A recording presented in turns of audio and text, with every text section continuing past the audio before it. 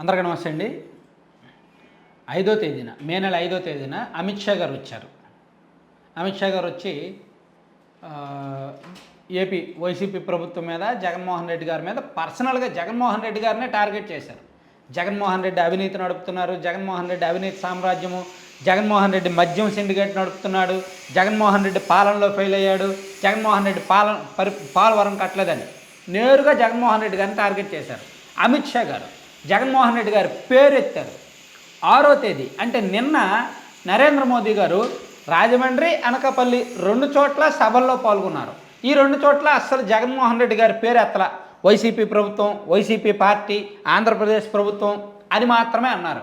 చాలా జాగ్రత్తగా చాకచక్యంగా తనకున్న తెలివితేటలన్నీ, తనకున్న మాటకారితనాన్ని రంగరించి పోసగుచ్చి అతి జాగ్రత్తగా పదాలు అల్లుకొని జగన్మోహన్ రెడ్డి గారు ఎక్కడా పర్సనల్గా హర్ట్ అవ్వకుండా చాలా జాగ్రత్తగా చాకచక్యంగా నరేంద్ర మోదీ గారు మాట్లాడారు.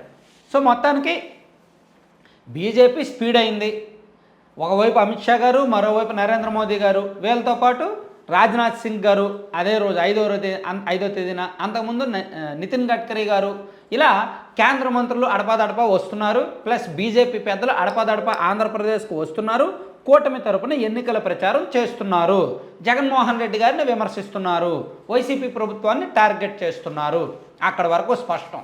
అంటే ఆంధ్రప్రదేశ్లో బీజేపీ గేమ్ స్పీడప్ అయింది. డీజీపీ గారి బదిలీ జరిగింది, ఇంకా పెద్ద పెద్దల బదిలీ జరిగింది, సిఎస్ బదిలీ కూడా నేడో రేపో అంటున్నారు. ఇవన్నీ జరుగుతున్నాయి. అయితే చంద్రబాబు గారిలో ఒక భయం మాత్రం పోవట్లేదు. ఎందుకంటే బీజేపీ వాళ్ళు ఎంతో కొంత ఇంటర్నల్గా జగన్మోహన్ రెడ్డి గారితో టచ్లో ఉన్నారు అనే భయం చంద్రబాబు గారిలో ఉంది, ఉంటుంది కూడా. ఎందుకంటే నరేంద్ర మోదీ గారి మాటలను చూస్తే అదే అర్థమవుతుంది. ఇదే నరేంద్ర మోదీ గారు 2019 ఎన్నికల్లో టీడీపీకి వ్యతిరేకంగా ప్రచారానికి వచ్చినప్పుడు, బీజేపీ తరఫున ఆంధ్రప్రదేశ్లో మీటింగులు పెట్టినప్పుడు టీడీపీని ఎంతగా టార్గెట్ చేశారో చూసాం. చంద్రబాబు గారిని పర్సనల్గా ఎంతగా టార్గెట్ చేశారో చూసాం. అఫ్కోర్స్ అప్పుడు చంద్రబాబు గారు కూడా మోడీని టార్గెట్ చేశారులే, అది వేరు. కానీ ఇప్పుడు నరేంద్ర మోదీ గారు జగన్మోహన్ రెడ్డి గారిని టార్గెట్ చేయట్లా. కేవలం ప్రభుత్వాన్ని చాకచక్యంగా, అంటే ఏదైతే విమర్శించాలో అది మాత్రమే విమర్శిస్తున్నారు. సబ్జెక్ట్తో ఎక్కడ కూడా పర్సనల్గా హర్ట్ చేయట్లా జగన్మోహన్ రెడ్డి గారిని. అంటే safe politics, safe game, safe politics చేస్తున్నారు. సో అది చంద్రబాబు గారిని ఎక్కడో టెన్షన్ పెడుతుందంట. అదే ఇప్పుడు టీడీపీ వాళ్ళు అదే చర్చ. ఏం జరుగుతోంది, అసలు ఏమనుకుంటున్నారు బీజేపీ పెద్దలు, అసలు ఏం చెయ్యబోతున్నారు?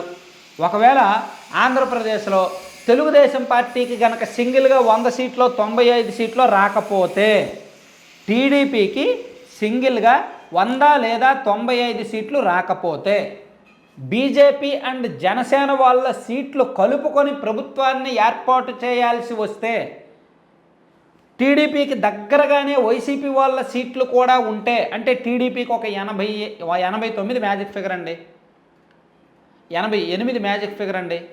టీడీపీ ఒక 85 వచ్చి, జనసేనకు ఒక 10-12 వచ్చి, బీజేపీకి ఒక 3-4 వచ్చాయి అనుకోండి. వీళ్ళు ముగ్గురు కలిపి ప్రభుత్వాన్ని ఏర్పాటు చేయాలి. సో అదే సంఖ్యలో వైసీపీకి ఒక 80 వచ్చాయి అనుకోండి. అప్పుడు బీజేపీ వాళ్ళు టీడీపీని వదిలేసి జనసేన పార్టీని తీసుకొని వెళ్ళి వైసీపీతో జత కడతారేమోననే భయం టీడీపీలో ఉంది.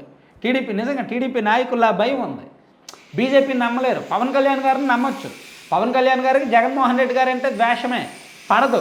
కానీ బీజేపీ వాళ్ళు చెప్పినట్టు ఆయన చేస్తాడనేది ఒక భయం. సో అందుకే టీడీపీ వాళ్ళు సింగిల్గా టార్గెట్ చేసింది 100 సీట్లు. తెలుగుదేశం పార్టీ సింబల్ 100 సీట్లు గెలవాలి. ఆ తర్వాత పవన్ కళ్యాణ్ గారు 15 అయినా 16 అయినా, బీజేపీ వాళ్ళు ఎన్ని గెలిచినా అప్పుడే మేము సేఫ్గా ఉండగలము, 5 సంవత్సరాలు అధికారంలో ఉండగలము. ఒకవేళ 90కి తగ్గితే, ముఖ్యంగా 95కి తగ్గకూడదు, 100-95 సేఫే టీడీపీకి సింగిల్గా. అలా కాకుండా 90కి తగ్గితే టీడీపీకి సింగిల్గా ఇంకా గవర్నమెంట్ 5 సంవత్సరాలు నడపలేము, ఖచ్చితంగా బీజేపీ వాళ్ళు ఎప్పుడో ఒకసారి ఏక్నాథ్ షిండే లాంటి వాళ్ళని తయారు చేస్తారు, టీడీపీ వాళ్ళని అటువైపు తీసుకెళ్ళిపోవడమో, లేదంటే అటు వాళ్ళని ఇటు తీసుకురావడమో, పవన్ కళ్యాణ్ గారిని వాళ్ళతో జతకట్టడమో, ఏదో ఒక రాజకీయం చేస్తారు. సో బీజేపీ పెద్దలకి ఇప్పటికీ కూడా చంద్రబాబు గారంటే అంత ఇష్టత లేదు.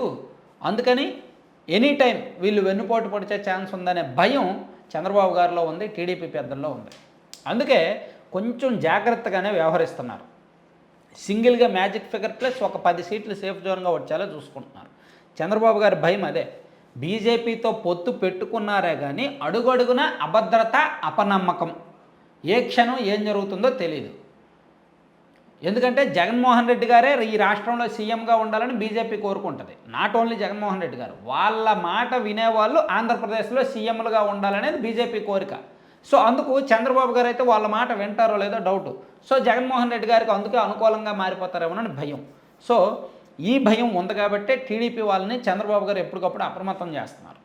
పోటీ చేసిన ఒకవేళ సేఫ్గా ఉన్నారనుకోండి 5 ఏళ్ళు కలిసే ఉంటారు. ఒకవేళ అటు ఇటుగా వస్తే మాత్రం విడిపోతారు. నేను చెప్తున్నాను కదా, సంకీర్ణ ప్రభుత్వం ఏర్పడితే రాసి పెట్టుకోండి. సంకీర్ణ ప్రభుత్వం ఏర్పడితే ఎవరికి చంద్రబాబు సింగిల్గా టీడీపీకి మ్యాజిక్ ఫిగర్ రాకుండా జనసేన అండ్ బీజేపీతో కలిసి ప్రభుత్వాన్ని ఏర్పాటు చేస్తే 6 నెలలు కూడా ప్రభుత్వాన్ని నడిపించలేరు. ఎనీ టైం బీజేపీ వాళ్ళు జనసేనను పట్టుకొని అవతలకు వెళ్ళిపోతారు.